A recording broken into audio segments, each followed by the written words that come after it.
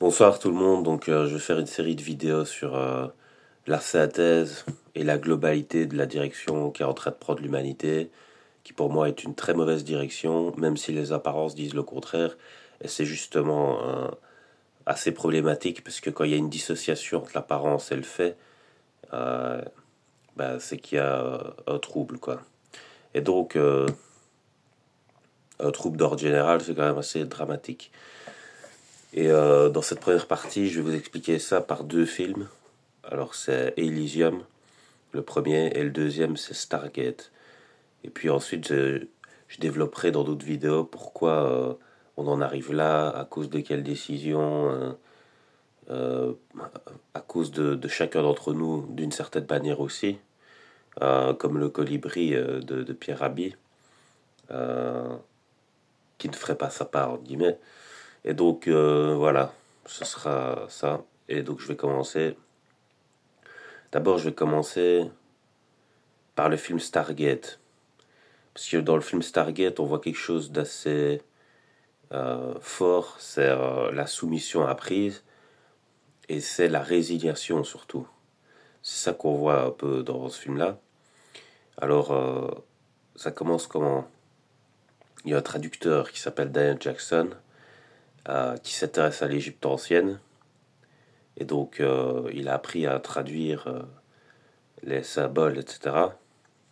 Et en fait, il fait une conférence où il parle de qu'éventuellement il pourrait y avoir des traces extraterrestres, donc les extraterrestres seraient intervenus dans les constructions des pyramides. Voilà, ça c'est une thèse généralement complotiste dans le réel, quoi, parce que l'humain actuellement est capable de faire des trucs plus extraordinaires encore, pourquoi à cette époque-là il y serait pas arrivé, enfin, mais bon, c'est pas ça le sujet, c'est lui quand il fait sa conférence et qu'il dit ça, tous les gens sortent de la salle, quoi. Donc il n'est pas écouté.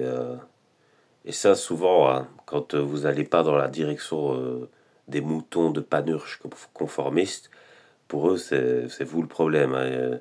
Donc déjà, voilà, ça c'est un premier problème qu'il y a avec l'humanité aujourd'hui, c'est que l'humanité d'aujourd'hui, elle est plus consensuelle que scientifique.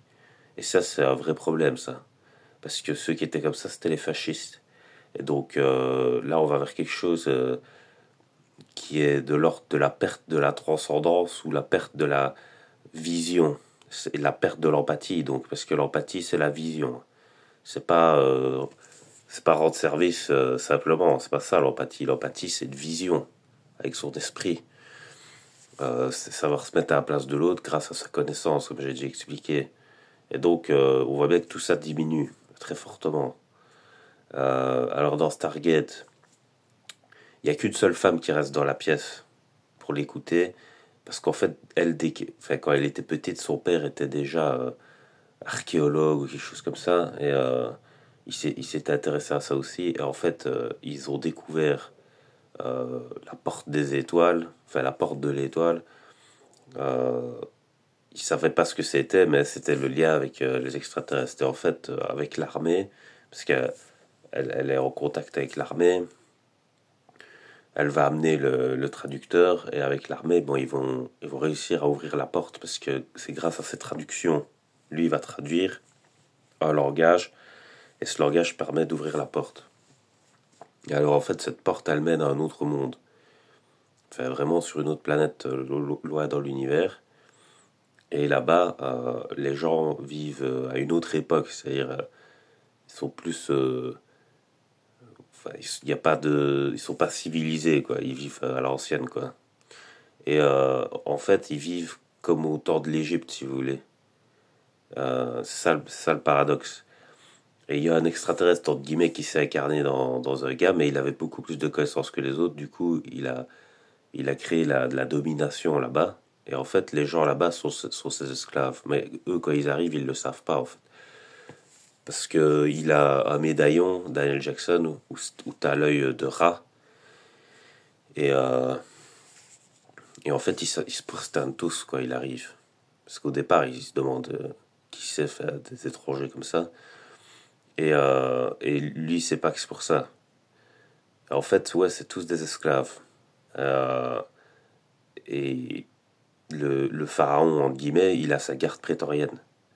Alors dans le film, il va y avoir une lutte euh, de libération, et à un moment donné, c'est de mes parties préférées du film.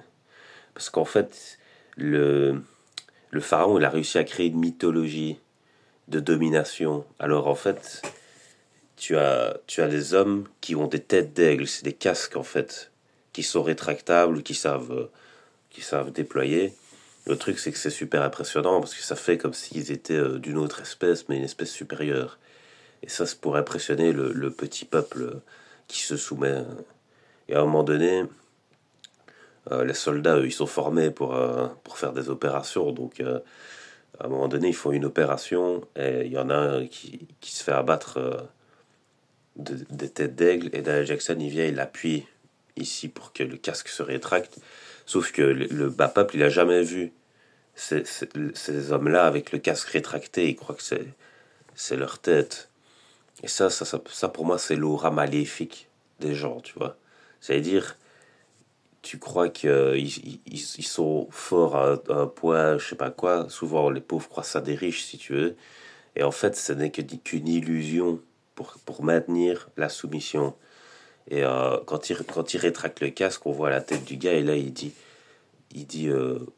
parce que dans le bas peuple, il y a quand même un gars qui est au-dessus des autres, hiérarchiquement. C'est lui qui les commande, entre guillemets, en l'absence de la guerre prétorienne du pharaon. Et il regarde ce gars-là et il dit, regardez vos dieux. Tu vois. Et alors là, ils étaient tous à genoux, puis d'un coup, ils se lèvent tous. Et, euh, et à la fin, l'armée avait amené une ogive au cas où ça se passerait mal pour faire sauter la porte. Tu vois, au cas où il y aurait une civilisation hyper dangereuse. Ils avaient prévu le coup. Le problème, c'est qu'à un moment donné, il l'a activé, mais le pharaon, il a repris cette ogive parce qu'il va les capturer à un moment donné. Hein. Ils vont réussir à s'enfuir, mais il va les capturer. Et il dit, j'ai mis du minerai de notre spécialité pour augmenter la puissance de l'ogive, et je vais la renvoyer chez vous, quoi, sur Terre. Et, euh, et donc, ils essaient de l'en empêcher à la fin. Et ce qui se passe, c'est que à cause de la révolte populaire qui est tellement gigantesque, il ne sait plus rien tenir. Donc, il prend son vaisseau et il veut se barrer. Donc, son vaisseau est entoure la pyramide, quoi, et puis il se barre avec. Et il y a un escalier téléporteur. Enfin, c'est des genres de pneus qui descendent comme ça. Voilà, c'est comme ça. C'est leur technologie de pointe. Et en fait, quand ils se barrent, eux, ils envoient le gif dans le vaisseau. Et donc, ils pètent dans l'espace. Mais ça, c'est pour vous dire, on commence à vivre là-dedans. On commence à vivre dans cette sorte d'idolâtrie foireuse et soumise. Et ça, il faut sortir de ça parce que euh, il faut revenir à plus d'intelligence et à moins d'idolâtrie, puisque les deux sont inversement proportionnels pour moi. J'ai déjà expliqué sur les miracles. Je dis les gens qui croient aux miracles, ça c'est des gens qui n'ont pas de logique, parce qu'il n'y a pas de miracle. Ah, c'est tout. Il y a toujours une explication aux choses. Soit tu la connais et alors tu sais l'expliquer, soit tu la connais pas, mais c'est pas pour ça que ça n'existe pas. Voilà, c'est tout. Il y a rien d'autre. Alors, deuxième film, Elysium. Alors dans Elysium, euh, là c'est la technologie est beaucoup plus avancée. On parle plus de robotique. Et ça ressemble au monde qu'on est en train de faire. En fait, les robots deviennent beaucoup plus autonomes et tout ça. Il y a même des robots policiers. Euh, Par contre, les riches ont quitté la planète parce que la planète est dans un très mauvais état. C'est devenu une poubelle. C'est une favelas géante dans ce film-là. Et les riches vivent en orbite. C'est-à-dire qu'ils ont construit des satellites où ils ont reproduit des éléments naturels, donc des jardins, des parcs et tout ça. Et ils vivent là-bas. ils ont une médecine super avancée où ils peuvent guérir des maladies très graves, etc. Euh, Par contre, les gens qui vivent sur Terre, ben, ils vivent dans la misère totale. Donc, il y a que du crime, il y a du manque de ressources partout. Et en fait, ce qui se passe, c'est que les pauvres sur Terre sont esclaves et ils travaillent à rassembler les ressources et tout ça. Et il y a des vaisseaux transporteurs qui partent. Et c'est pour les riches, en fait. Alors, au début du film, il y a trois vaisseaux de migrants, donc c'est-à-dire de gens pauvres de la Terre, qui tentent d'aller sur les satellites des riches. Et la ministre en question, qui est complètement tyrannique, fasciste d'extrême droite, elle fait abattre les trois vaisseaux, quoi. Donc voilà, donc c'est le truc, parce qu'ils veulent pas qu'ils aient accès à tout ce qu'ils sont capables de faire et tout ça, tu vois. Donc, enfin, c'est horrible, quoi. Et puis, en fait, le héros du film, c'est un ancien voyou, mais il a décidé de se mettre dans le droit chemin, entre guillemets, donc de trouver du travail. Et en fait, il bosse dans une genre d'usine, mais vraiment très technologique, quoi. C'est pour fabriquer des robots, je crois, je sais plus. Et il y a un endroit qui est super dangereux, qui est super radioactif, c'est quand ils ferment les portes et puis qu'ils envoient des radiations, je sais pas pourquoi, je sais plus exactement. Et à un moment donné, la porte se coince et son chef lui dit soit tu décoinces la porte, soit t'es viré. Et il lui met la pression comme ça, donc le gars, il fait. Parce qu'il dit il y en a plein qui attendent pour avoir ce poste-là, donc. Et donc le gars, c'est aussi soumission à prise, hein. Et puis le gars, il essaye de décoincer la porte, il y arrive, mais il est enfermé dans le truc. Donc il se prend toutes les radiations. Et donc il lui reste que quelques jours à vivre après. Et, euh, et ce qui va se passer, c'est qu'il va y avoir une altercation avec le président de cette multinationale-là, par rapport à l'espace aussi. Je sais pas, il y a un échange d'informations parce que il complote pour reprendre la place de,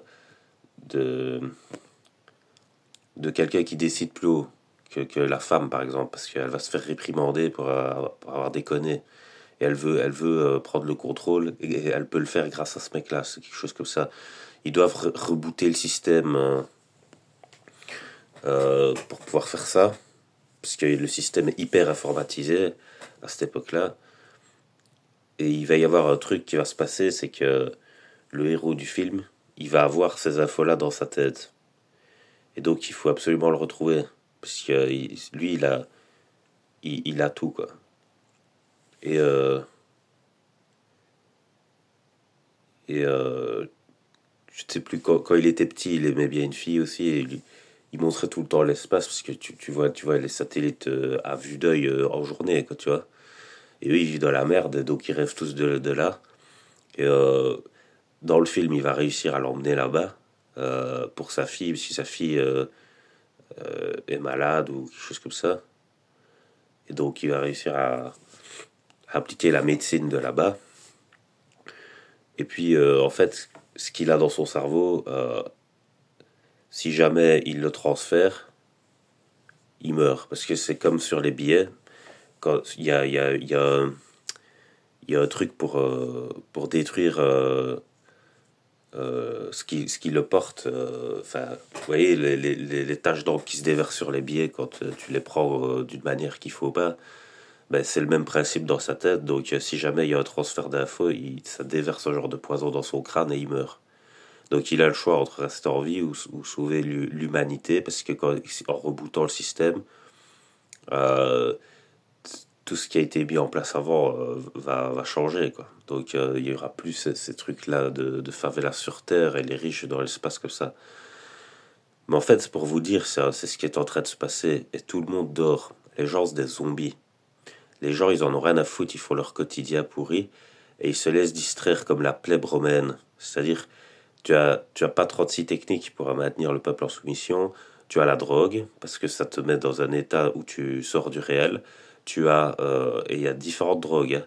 C'est pas juste euh, la consommation de produits. C'est la drogue, c'est la distraction aussi. C'est-à-dire, on te rend addict à des images, on te rend addict à des considérations, on te rend addict à des croyances. D'ailleurs, Marx disait la religion, c'est l'opium du peuple. Donc des croyances fausses, tu vois, qui créent une psychose naturelle, comme si t'étais comme Obélix, t'es tombé dedans quand t'étais petit, tu vois. Donc c'est genre, t'as même pas besoin de prendre un truc pour déconner dans ta tête, tu vois. Tu déconnes en étant normal, tu vois. Donc il y a des gens comme ça, hein. C'est de plus en plus. Tu le vois sur Internet beaucoup. Quand tu lis les commentaires des gens, t'as envie de tomber de ta chaise, je te jure. C'est hallucinant. Donc tu as la distraction. euh, tu as, euh, tu as la désinformation. Alors ça, on l'a vu pendant le Covid. Vraiment, c'était... et encore maintenant, hein, avec les guerres aussi et tout. Enfin, la désinformation, c'est vraiment... C'est abuser la merde qu'on envoie dans le cerveau des gens. Tu vois, parce que ça, c'est un management complètement ahurissant. Parce que c'est à n'avoir conscience, c'est de ne pas avoir conscience des conséquences de ce qu'on génère pour le futur, dans l'humanité, ça. Parce que ça va avoir des conséquences immenses.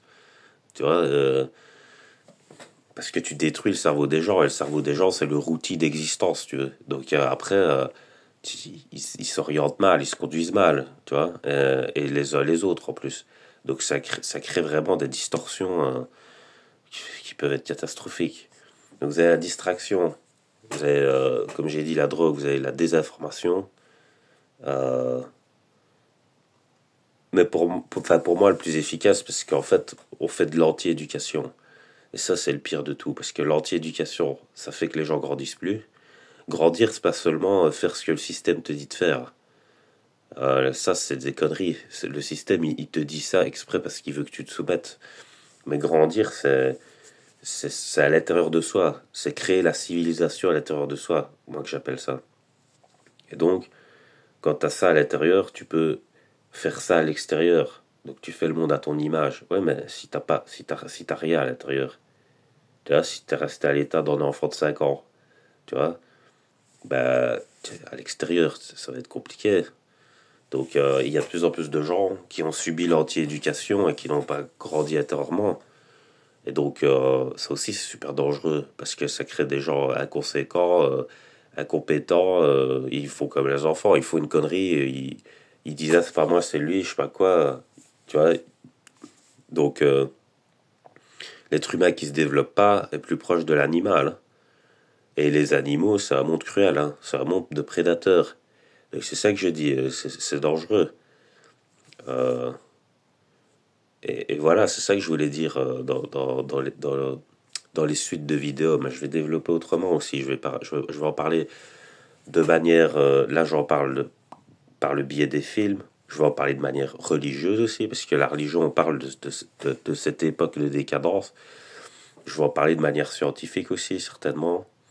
Euh, et voilà, mais là, je fais le résumé. Je pense que la société déconne à tout niveau. Genre, chez les pauvres, par exemple. Eux, ils n'y peuvent rien vu qu'on les force et qu'on les met face à des dilemmes. Et donc, eux, ils font ce qu'ils peuvent. Donc, si la société les pousse à devenir bêtes, ben, parfois, ils n'ont pas le choix, tu vois. Donc, bon, c'est pas vraiment sur eux qu'il faut compter, quoi. Mais, par contre, les riches, c'est vraiment de l'ego pourri et arrogant. C'est vraiment...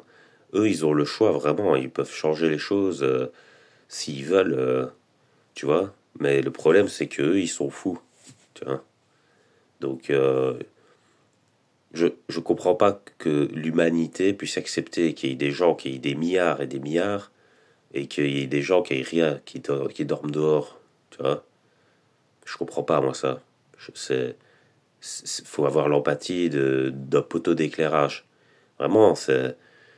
Et euh, comme je l'avais expliqué il y a très longtemps et j'avais été repris partout en disant ça, je comptais les étoiles et donc quand je m'intéressais à la science, je savais déjà bien qu'il y avait des milliards d'étoiles, etc. Mais je me dis en comptant, pour arriver à un milliard, faut combien de temps, tu vois. Et en fait, il faut 32 ans pour compter jusqu'à 1 milliard. Il faut 11 jours pour compter jusqu'à 1 million. Vous voyez la différence? Vous voyez? Donc déjà, c'est la différence qu'il y a entre un milliardaire et un millionnaire, ça. Je sais pas si vous imaginez. Et donc quand tu comptes en milliards d'argent, si tu convertis cet argent en temps, hein, ou en sang, hein, parce que c'est des vampires, ce genre-là, pour moi. Tu peux sauver je ne sais combien de milliers de personnes. Enfin, moi, je comprends pas, hein. Je comprends pas qu'on puisse laisser faire ça. Parce que le but final, c'est quoi? C'est ça qu'il faut se poser la question. Comme question. C'est quoi le but final de l'humanité?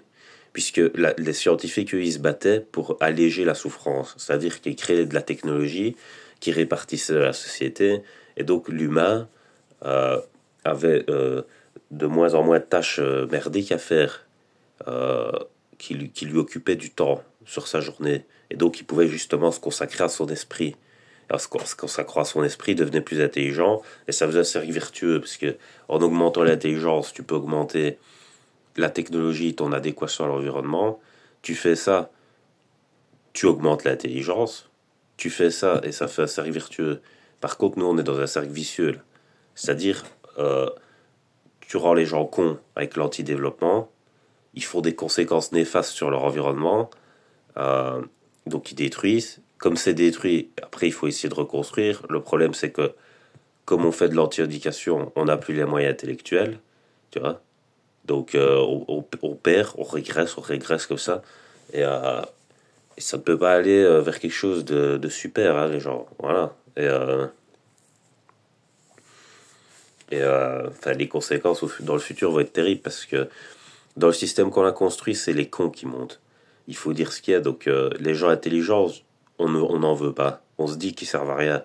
Et ça, c'est l'illusion des gens qui vampirisent. Parce que eux, ils utilisent les talents des autres, n'en ayant pas eux-mêmes. Et puis, ayant capitalisé, ils disent, regardez, vous n'êtes rien sans nous. Mais c'est le contraire, c'est eux qui sont rien sans les autres.